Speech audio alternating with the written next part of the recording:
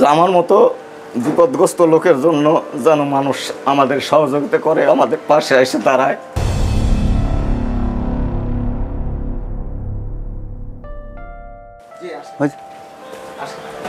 ভালো আছেন? জি। কি নাম ওনার? সেলিনা খাতুন। সেলিনা খাতুন? আপনার স্ত্রী তো? জি, আমার ওয়াইফ। কি সমস্যা ওনার? সমস্যা বিগত 3 বছর হলো উনি স্ট্রোক হয়েছে। মানে 2বার স্ট্রোক করছে? 2বার স্ট্রোক করছে, একবার 2টা একসঙ্গে করছে, মানে এই লাস্টে এসে রমজানের মধ্যে। আচ্ছা। তো এখন অবস্থা খারাপ, কথাবার্তা বলতে পারে না, কিছু কথা বলে বোঝা যায় না, বসা চলাফেরার সমস্যা, একটু এক জায়গায় বসাতে গেলে চেয়ারে বসালে পড়ে যাবে, একটু ঘুরতে গেলে তো নিয়ে ওনার ঘোরানো সমস্যা, নিজস্ব গাড়ি টাড়ি নাই, কিছু নাই, বহন করে যে একটু এদিক সেদিক নিয়ে একটু ইয়ে করবো তাও। মানে হুইল চেয়ার নাই? জি না, হুইল চেয়ার নাই। মানে ডাক্তার কি বলছে? ডাক্তার বলছে এই শেষ, মানে এর পড়ার কোনো চিকিৎসা, ওষুধপত্র লিখে দিছে, ওইগুলা খাওয়ানো হচ্ছে দীর্ঘমেয়াদী, যতদিন বাঁচবে চলবে ওষুধগুলো। আপনি কি করেন? আমি বর্তমান কিছুই করি না, আমার বাড়ির পাশে একটা মসজিদ আছে, ওখানে মুয়াজ্জিমি করি, এই পর্যন্তই। আল্লাহ চালায়। ওখান থেকে কত টাকা পান? ওখান থেকে আমি কোনো বেতন পাই না। আচ্ছা।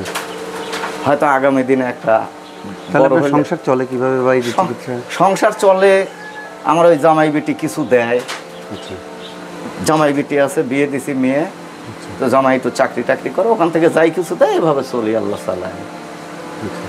ছেলে মেয়ে কয়টা? ছেলে মেয়ে 3টা, 2টা মেয়ে, একটা ছেলে। ছেলেটা 13 বছর বয়স, তো লেখাপড়া হচ্ছে না, ওকে একটা কাজে লাগায় দিছি, সে কাজ শিখতেছে। কেন লেখাপড়া হলো না? কেন লেখাপড়া হলো না? মা অসুস্থ হয়ে ও আর ব্যতিক্রম হয়ে গেল, মাথা তো ছেলে মেয়ে পড়াশোনা করানো সম্ভব বাধ্য না। আমি তো পুরুষ মানুষ, বাড়িতে সবসময় থাকতে পারবো না, থাকি না, তো যার কারণে পড়াশোনা হয় নাই। আমরা যে জমিতে আছি, জমিটা ঘাসের জমি, তো এই মতো অবস্থায় আছি ভাই। এখন আপনারা, আমি বলবো যে আমার মতো বিপদগ্রস্ত লোকের জন্য যেন মানুষ আমাদের সহযোগিতা করে, আমাদের পাশে এসে দাঁড়ায়, এটাই আমার আবেদন।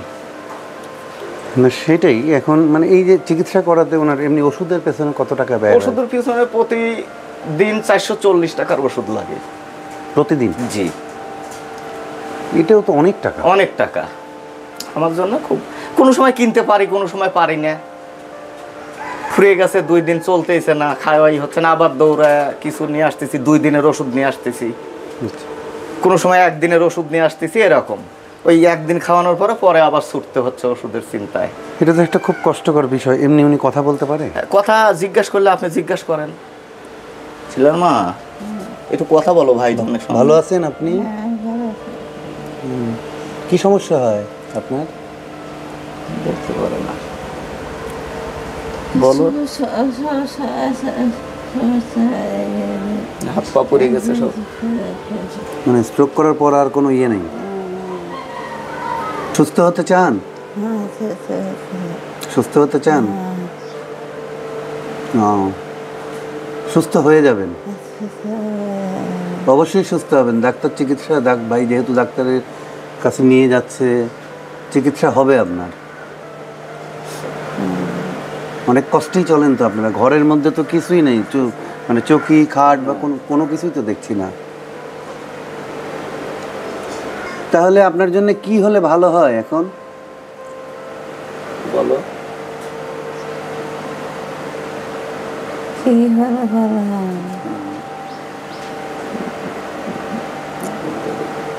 কি হলে ভালো হয়? আপনি তো ঘরের বাইরে, এমনি বাইরে যেতে পারেন না, আপনাকে যে নিয়ে যাবে হুইল চেয়ারে করে, বা সেটাও তো নেই, কেনার সামর্থ্যও নাই ভাই। পাশাপাশি হচ্ছে যে আপনি বাইরেও তো যেতে পারেন না, 3 বছর ধরে এরকম গৃহবন্দী হয়ে আছে। দেখি আপনার জন্য কি করতে পারি। কি নাম আপনার?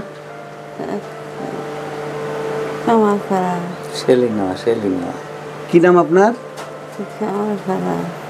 যাই হোক, সুস্থ, দুশ্চিন্তা করেন না, আপনি সুস্থ হয়ে যাবেন। আপনারা শুনলেন এই ফরিদ ভাইয়ের এটা স্ত্রী, ওনার নাম সেলিনা। এই ফরিদ ভাই স্থানীয় একটা পাশে একটা মসজিদের মুয়াজ্জিন, তার স্ত্রী 3 বছর ধরে স্ট্রোকে আক্রান্ত হওয়ার পর প্যারালাইজড হয়ে আছে। এখন এই ভদ্রলোকটার সংসার চলে খুব কষ্টে, মেয়েদের আর্থিক সহযোগিতা। এখন মেয়েরা শ্বশুরবাড়িতে থাকে, কতটুকুই বা আর্থিক সহযোগিতা করতে পারে, কিন্তু যতটুকু দেন ওইটা দিয়েই কোনো মতে চলে তাদের সংসার। এই ফরিদ ভাইয়ের স্ত্রীর জন্যে একটা হুইল চেয়ার কেনার সামর্থ্য তার নাই, তো প্রয়োজন একটি হুইল চেয়ার। আর প্রতিদিন 400 কয়েক টাকার ওষুধ লাগে তার, যেটা তার কাছে শুনলাম। তো শোনার পরে আমি নিজেই আশ্চর্য হচ্ছি যে প্রত্যেক মাসে প্রায় 12,000 টাকার ওপরে ওষুধ লাগে, 12 থেকে 13,000 টাকার মতন ওষুধ লাগে। তো এটা একটা কষ্টকর বিষয় তার জন্য, মানে গোছানো বা জোগাড় করা, পাশাপাশি সংসার চালানো। তার এই স্ত্রী প্যারালাইজড হওয়ার কারণে তার সন্তানের পড়াশোনাটা পর্যন্ত হয়নি। সে এখন 12-13 বছর বয়স বললেন। এই 12-13 বছর বয়সী ছেলেকে কাজে দিয়েছে একটা দোকানে। মানে আরেকটু বলি, এই যে ঘরের মধ্যে আমি কিছু দেখতে পাচ্ছি না, এই ঘরের মধ্যে কিচ্ছু নেই, জাস্ট কয়েকটা হাঁড়ি পাতিল আছে, চৌকি নেই, এনে এই ভদ্রমহিলাটা এই বিছানার, এখানে বিছানা নেই, এখানে জাস্ট এটা কাপড় পেরে রেখে শোয়ানো হয়েছে তাকে। টিনও বহু জায়গায়, অসংখ্য ফুটো ফাটা, অনেক, মানে কিছুই নেই ঘরে, কিচ্ছু নেই। তো মানে যতই দেখি ততই খারাপ লাগে, যতই দেখছি, যতই জানছি, যতই বুঝছি। এক সময় কি করতেন আপনি? আমি এক সময় ইলেকট্রনিক্সের কাজ করতাম। আচ্ছা। আমার সময় যে কাজ ছিল এখন ওই কাজগুলো নেই। এখন অত্যাধুনিক জিনিস, আমরা ওইগুলো ঠিক করতে পারি না। চোখের জ্যোতি কমে গেছে, মাথার ব্রেন নষ্ট হয়ে গেছে। আচ্ছা। এখন আর আমার ওই সব কাজ চলে না। ব্যবসা বাণিজ্য করতে গেলেও টাকা পয়সার দরকার, এবং সেটাও আমার পক্ষে সম্ভব হচ্ছে না। তখন এর মতো অবস্থায় আছি। কিছু ছাগল টাগল পালতাম, সেগুলোও এর কারণে আর পালতে পারিনি। এখন কিছুই করতেছি না, এখন এই শুধু 5 ওয়াক্ত নামাজ পড়তেছি, আজান দিচ্ছি আর দেখাশোনা করতেছি। আমার বাসায় রাখে আমি 2 ঘন্টার জন্য কোথাও যেতে পারবো না, কারণ বাসায় কেউ নেই। ওনাকে শোয়া রাখে, উনি উঠে পড়ে যেতে চায়, বা এক জায়গায় রাখলে আর এক জায়গায় চলে যায়, সমস্যা। এর জন্য খুব রিস্কি। আমি সবসময় এর পাশে থাকি। না সেটাই, এটা করতে হবে বা করছেন, এই যে স্ত্রীর সেবা করছেন বা যত্ন নিচ্ছেন, এটার জন্য আপনি হাজার শুকরিয়া। তো শুনলেন আপনারা ফরিদ ভাইয়ের কথা এবং তার স্ত্রীর কথা। তো আমি সবার কাছে বিনীত অনুরোধ জানাবো যে এই ভদ্রমহিলার জন্য যদি আপনারা একটু এগিয়ে আসতেন, একটু হুইল চেয়ারের ব্যবস্থা করে দিতেন, অনেক উপকার হতো এই ভদ্রমহিলার। এই ভদ্রমহিলা 3 বছর যাবৎ একবার শুধু ডাক্তারের কাছে যখন নিয়ে যাওয়া হয় সেইটা ব্যতীত উনি বাড়ির বাইরে বেরোতে পারেন না।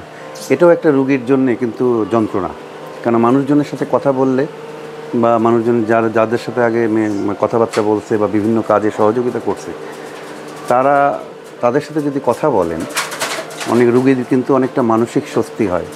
তো আমরা যদি তাকে একটা হুইল চেয়ারের ব্যবস্থা করে দিতে পারি, তার জন্য কিন্তু সেটাও একটা হবে মানসিক স্বস্তির বিষয়, এবং উনি অনেকের সাথে কথা বলতে পারবেন, ঘরের বাইরে যেতে পারবেন। গৃহবন্দী থাকা অবস্থায় একটা রুগী মানসিকভাবেও ভেঙে পড়েন, তখন তার রোগ সারার পরিবর্তে সে আস্তে আস্তে মৃত্যুর দিকে ধাবিত হয়। তো আমি সবার প্রতি বিনীত অনুরোধ জানাবো যে যদি আপনারা এই ভদ্রমহিলার জন্য একটা হুইল চেয়ারের ব্যবস্থা করে দিতে পারতেন, এবং পাশাপাশি যদি কিছু আর্থিক সহযোগিতা আপনারা করতেন, তাহলে তার চিকিৎসা খরচটা যদি কিছুটা হলেও মেকআপ হতো, তাহলে উনি বাঁচতেন। ভদ্রলোকটা আসলে এখন করার কিছুই নেই, অকপটেই স্বীকার করলেন, এবং উনি কেঁদেই ফেলে দিলেন একটা সময় যে আসলে তার আয় নাই। মেয়েদের কাছ থেকে হাত পেতে নিতেন, বা মেয়েরা যতটুকু পারছেন সহযোগিতা করছে, এই দিয়ে আসলে চলে না, এই দিয়ে আসলে চলে না। একটা পরিবার চালাতে গেলে অনেক টাকা ব্যয় হয়, পাশাপাশি ওষুধ খরচ আছে। তো সব মিলিয়ে আমি আপনাদের প্রতি একটু অনুরোধ জানাবো যে এই পরিবারটার পাশে দাঁড়ান, এবং যদি আপনারা দাঁড়ান তাহলে অন্তত এই ভদ্রমহিলার কিছুটা হলে স্বস্তি পাবে, ফরিদ ভাইও কিছুটা হলে স্বস্তি পাবে। তো আমরা চেষ্টা করি, চেষ্টা করার পরে দেখা যাক কী হয়। আপনার সাথে খুব শীঘ্রই আবার দেখা হবে হয়তো। ঠিক আছে। অন্তত ভাবির জন্য একটা হুইল চেয়ার যদি ব্যবস্থা করে দিতে পারি, এটা খুব আমার নিজেরও ভালো লাগবে। তো এইটা চাটমোহর পৌর শহরের লাগোয়া একটি গ্রাম। এই গ্রামেই এই ফরিদ ভাই এই দম্পতির বাস। তাদের যে সন্তান, 2 মেয়ে 1 ছেলে, 2 মেয়ের বিয়ে হয়ে গেছে। একটা ছেলের পড়াশোনা হয়নি আর্থিক দুরবস্থার কারণে, পাশাপাশি তার মা অসুস্থ। এই 2টার কারণে বাচ্চাটারও পড়াশোনা হয়নি, প্লাস এই পরিবারটা ধুঁকছে, দারিদ্রতার কষাঘাতে জর্জরিত হচ্ছে। তো শুনলেন এই মুয়াজ্জিনের হাহাকার বা এই মুয়াজ্জিনের কথা, বা একসময়ের ইলেকট্রিশিয়ান, একসময় সে ভালো ইলেকট্রিশিয়ান ছিল, এখন সময়ের বাস্তবতার কারণে তার কোনো কিছুই হয়ে ওঠে না। তো সবার প্রতি অনুরোধ থাকবে যে আপনারা একটু ওই ভদ্রমহিলার পাশে এসে দাঁড়ান। ধন্যবাদ সকল।